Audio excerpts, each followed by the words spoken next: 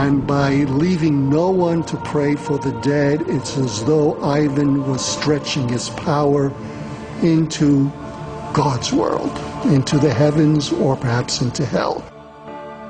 As his crusade of terror swept the land, only madmen, or the most devout, dared to challenge the Tsar. As Ivan approached the city of Pskov, this holy man, this holy fool, came up before Ivan and offered him some raw meat dripping with blood. And Ivan said, "I do not eat meat during Lent." And the holy fool said, "But you drink Christian blood." For nearly 8 years, the Tsar waged war on his own people. When Russia's real enemies attacked, the nation was too weak to resist. In 1571, Russia's age-old nemesis, the Tatars, capitalized on Ivan's terror. Tatar warriors swept north out of the Crimea and sacked Moscow. Flame engulfed the wooden metropolis. In 3 hours, the city burned to the ground. Over 60,000 people died in a day. In the aftermath of the Holocaust, Ivan's madness seemed to burn out. Faced with a ruined capital and a shattered land, the Tsar abolished his terrible army of Black Riders. But the damage had already been done. The brutality of the Oprichniki, coupled with disaster and disease in years to come, would devastate the heart of Muscovy. If we are to believe the statistics that have survived, some of the areas of Muscovy are 50%, 60%. Some of them are 80 and 90% depopulated. Still, Ivan's fiery passions were far from spent. Since the death of his first wife, Anastasia, he had married so many times the Orthodox Church would no longer bless the ceremony. Ivan's amorous intentions even extended to England's royal court. He actually investigates the possibility of a marriage proposal to Mary of Hastings, who was a lady-in-waiting in Elizabeth's court, and who is related to Elizabeth herself. And this, too, would have made for a rather strange juxtaposition, Moscow and London, in the age of Shakespeare. The Tsar had no need of a wife to breed an heir.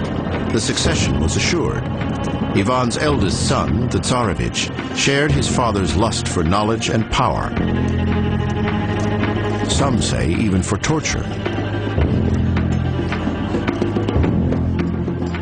But on a November evening in 1581, Ivan's terrible passions devoured his joy. The Tsar had never been happy with his son's choice for a bride. This night, disapproval boiled over into bloodshed. Ivan was furious at the dress of his daughter-in-law and was furious at the way she behaved towards him, which he took to be as a sign of disrespect, and possibly may have begun to manhandle her. Shocked, Ivan's son and heir turned on his father. The Tsar responded in fury. Blind with rage, Ivan struck out with his heavy iron staff. The Tsarevich, the son of his great love, Anastasia, struck dead by Ivan himself.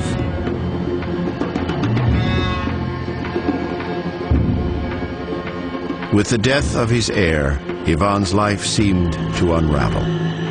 Accounts say the Tsar felt haunted by the thousands he'd had killed, not least the murder of his own beloved son. He had executed a great number of people, and as a religious person, he tried to seek absolution for this sin, the terror. As part of that, he ordered that the names of all those who perished during the terror be written down. According to legends, at the age of 53, Ivan convened a congress of mystics and stargazers to peer into the future. What they foresaw was his death. They even named the date, March 18th, 1584. Ivan was playing chess on the eve of the 18th. Not long before midnight, the Tsar fell dead.